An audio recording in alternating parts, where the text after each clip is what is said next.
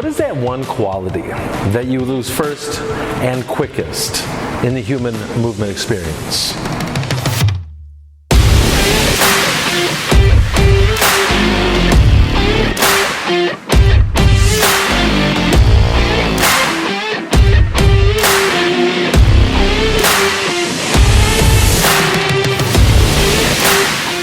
You out there thinking like strength. You lose strength quicker than anything else.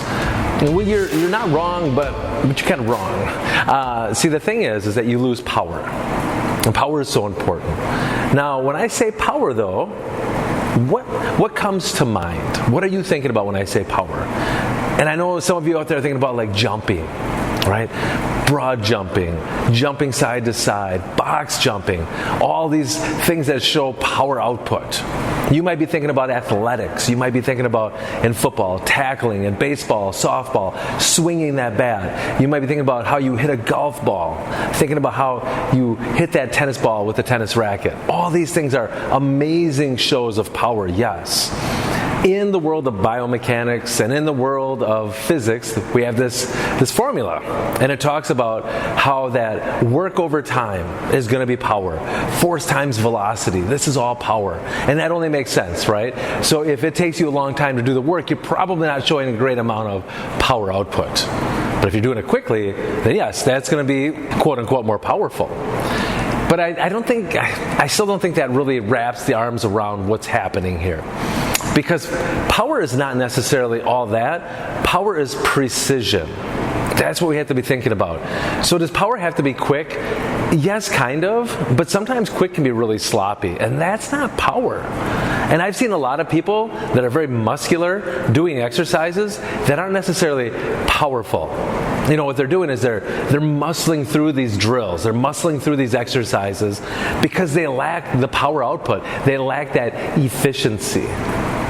And so that's why when you see an athlete do whatever they do with such precision and such skill and make it look effortless, that's power right there. And now you might be thinking to yourself, all right, Cory, I get it, but I'm just a mom of 3, I'm a dad, I'm a grandfather, grandparent, I'm an uncle.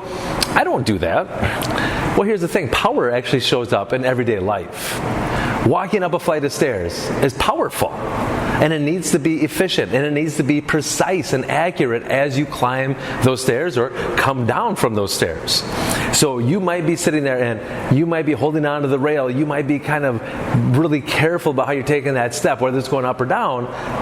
We're losing that function of power. And power does need strength, but strength by itself can't do it. It has to be accurate strength.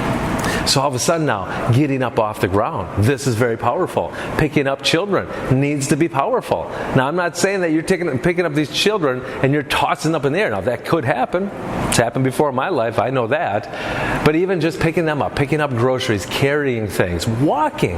Walking is a very important way that we show power output. Because how we take that step, walking is just a series of controlled falls. And so if I don't have that sequence working for me, the chance of me actually falling over could happen. So being able to walk efficiently, walk gracefully, smoothly, anything that you can do that you can make it look easy, that right there, my friends, is going to be power. So your goal here, when you're training, is training with intention. That's what you want to be thinking about, is you can be mindful about what you're doing in that space. You're going to be making more powerful output, which is going to show up better in your life. So anything from squats to any of our various hip hinges, whether they're deadlifts, good mornings, anything from a dead bug can be a powerful exercise. It doesn't have to be fast. It doesn't have to be explosive. It doesn't have to come with a bunch of gym sounds. Even something as fundamental and foundational as what you might call a push-up, what we call an earth down, with great precision and accuracy and involving the whole body, that becomes a powerful drill. And all these things show up in your daily lives. So your goal out there is not to be the most powerful person in the room. Your goal out there is to be the most powerful you need to be for the life that you're choosing to live. So being able to walk efficiently, climbing those stairs effortlessly, getting up off the ground like it's not even a thing anymore. Those are the things that we train for. Because I'm going to tell you right now, your best ability is availability. And power's going to be right there, and power's going to get you across that finish line.